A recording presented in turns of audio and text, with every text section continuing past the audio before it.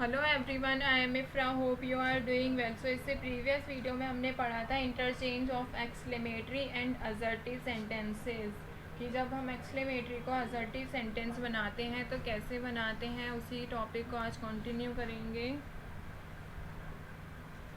तो हेडिंग डालते हैं इंटरचेंज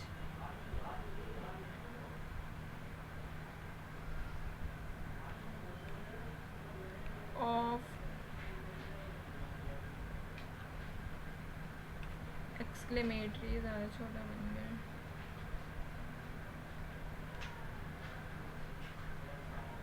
एक्सक्लेमेटरी एंड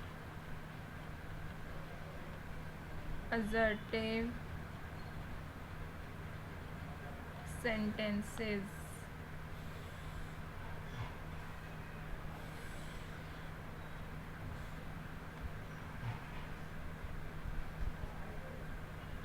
पहले हमने क्या रूल पढ़ा था, मैं एक बार बता देती हूँ आपको।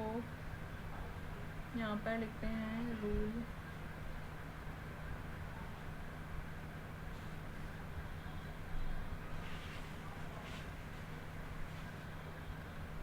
रूल देखा था सबसे पहले, जब सेंटेंस में जो सब्जेक्ट दे रखा होता है सब्जेक्ट लिखेंगे, उसके बाद वर्ब लिखेंगे, फिर वेरी या फिर ग्रेट, जो भी अकॉर्डिंग टू द सेंटेंस होगा वो देखेंगे। फिर क्या होगा, एडजेक्टिव या फिर नाउन जो हमें दे रखा है वो लिखेंगे। तो इसमें क्या है, अभी आज जो हम पढ़ेंगे कि अगर हमें वर्ब नहीं दे रखा हो तो सेंटेंसेस में कैसे, क्योंकि अब जो हम सेंटेंस बना रहे थे सब्जेक्ट के बाद वर्ब लगा रहे थे, जब सब्जेक्ट के बाद हम डायरेक्ट ये लगाएंगे, देखते हैं कैसे होगा। तो इसका भी कुछ रूल है।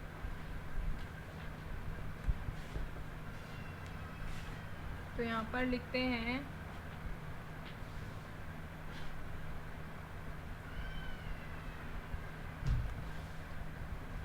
If verb is not given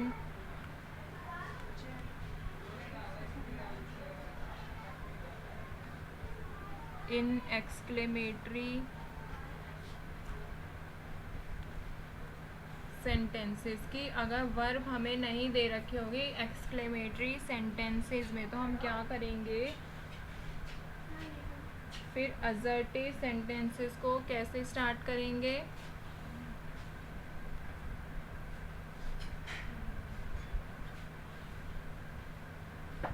then assertive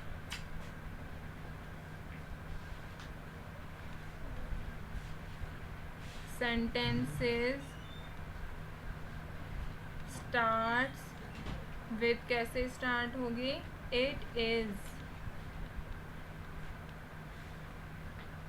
ये रूल कब अप्लाई होगा, जब हमें एक्सक्लेमेटरी सेंटेंसेस में वर्ब नहीं दे रखी होगी तो हम स्टार्ट करेंगे इट इज़ से। ठीक है, इसके कुछ एग्जाम्पल देख लेते हैं, अगर कोई डाउट होगा तो क्लियर हो जाएगा। एग्जाम्पल नंबर 1, पहले एग्जाम्पल्स लिखते हैं।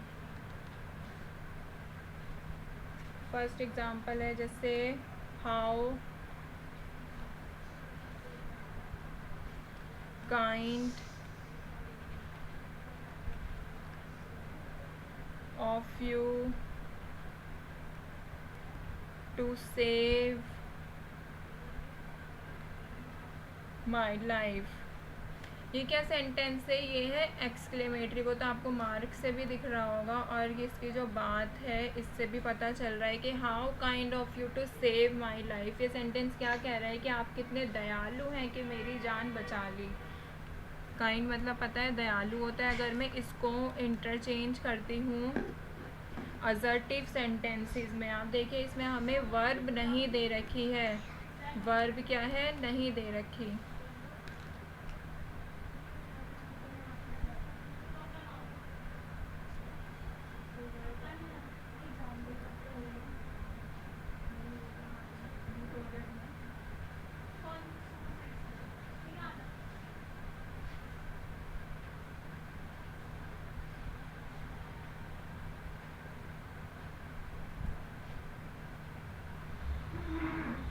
तो इसमें देखिए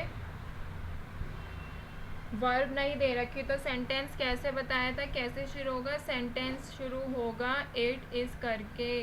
तो इट इज़ से शुरू करेंगे सेंटेंस, लिखते हैं यहाँ पे it is,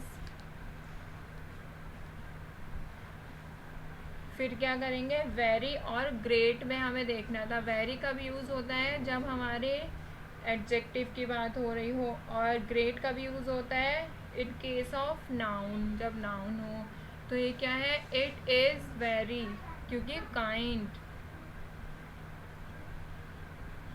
it is very kind of you. फिर पूरा सेंटेंस ऐसे ही लिख देंगे, to of you to save my life. हमने इसको किस में चेंज कर दिया, फुल स्टॉप लगा देंगे, असर्टिव में चेंज कर दिया। बस आपको ये ध्यान रखना है कि जब हमें वर्ब नहीं दे रखी है तो हमें सेंटेंस स्टार्ट करना है इट इज़ से, और वेरी और ग्रेट में तो आपको चेक करना ही है कि एडजेक्टिव का केस दे रखा है या फिर नाउन का केस दे रखा है। ऐसे ही दूसरा एग्जाम्पल लेते हैं,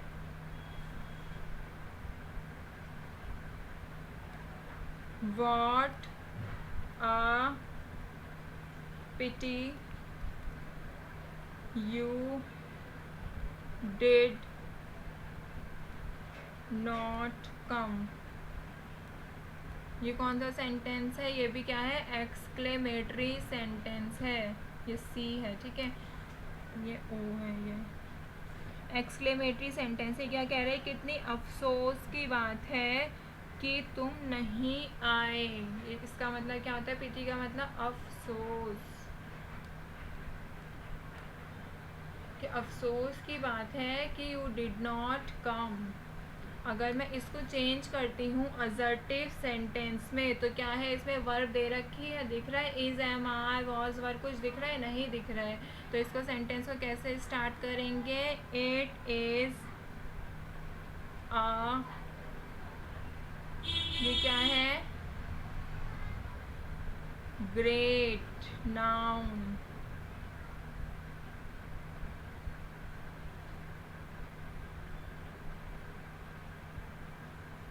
ठीक है, नाउन की बात हो रही है तो क्या यूज़ करेंगे, ग्रेट। इसके बाद क्या होगा, पूरा सेंटेंस ऐसे ही लिख देंगे, pity that you did not कम।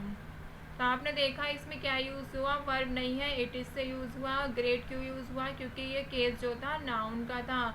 इस पे आपने देखा वेरी क्यों यूज़ हुआ, क्योंकि ये केस जो था ये किसका था, एडजेक्टिव का केस था। ऐसे ही एक दो एग्जांपल और देख लेते हैं।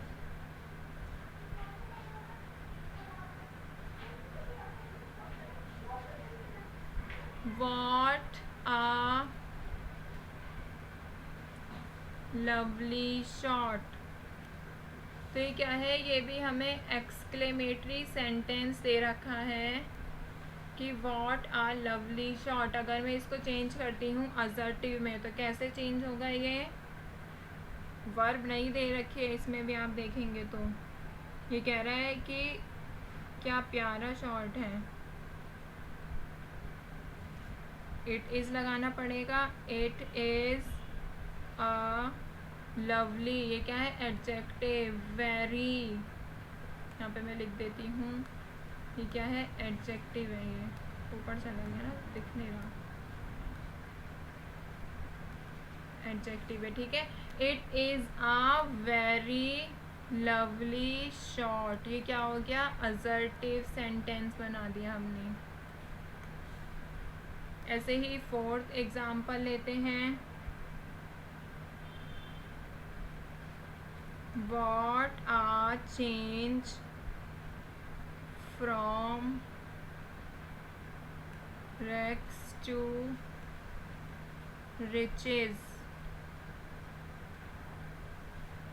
तो अगर इसका सेंटेंस को ये क्या है एक्सक्लेमेटरी लिख देती हूँ, जिनको वैसे समझ आ जाएगा क्योंकि ये वाला जो मार्क है ये इसी का साइन होता है, एक्सक्लेमेटरी का ही साइन होता है, एक्सक्लेमेशन मार्क होता है। इसको किस में चेंज करना है, असर्टिव में चेंज करना है। तो ये क्या कह रहा है, what a change from rags to riches, फटे हाल से अमीरी तक क्या बदलाव आया, वो पूछ रहा है। मतलब एक पूछ भी रहा है और वो क्या मतलब एक अपनी फीलिंग एक्सप्रेस कर रहा है इसके अंदर कि रैग से रिचेज में क्या चेंज आया, क्या बदलाव आया। तो अगर मैं इसको चेंज करूँगी असर्टिव में तो कैसे लिखेंगे, सबसे पहले लिखेंगे फ्रॉम, क्योंकि इसमें फ्रॉम का दिया गया है, from rags to riches is a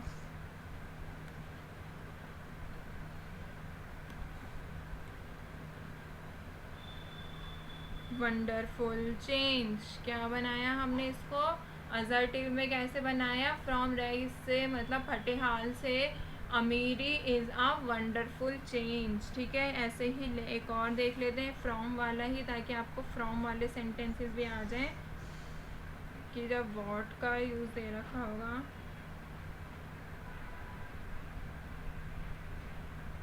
वैसे मैंने आपको क्या बताया था कि अगर हाउ और व्हाट दे रखा होगा एक्सक्लेमेटरी सेंटेंसेस में तो असर्टिव में वेरी और ग्रेट लगाना है, बट इसमें क्या दे रखा है, इसमें आपको फ्रॉम भी दे रखा है, इसीलिए इसमें जो सेंटेंस है असर्टिव बनाने के लिए फ्रॉम से स्टार्ट हो रहा है। What a change from a prince to a beggar. Beggar मतलब क्या होता है, बैगरा लिख दिया, बैगर मतलब होता है भिखारी। ठीक है, तो ये सेंटेंस क्या कह रहा है कि एक प्रिंस मतलब एक राजकुमार से भिखारी में क्या बदलाव आया। तो अगर मैं इसको असर्टिव सेंटेंस बनाऊंगी तो इसको वैसे ही स्टार्ट करेंगे, कैसे, फ्रॉम से, from a prince to uh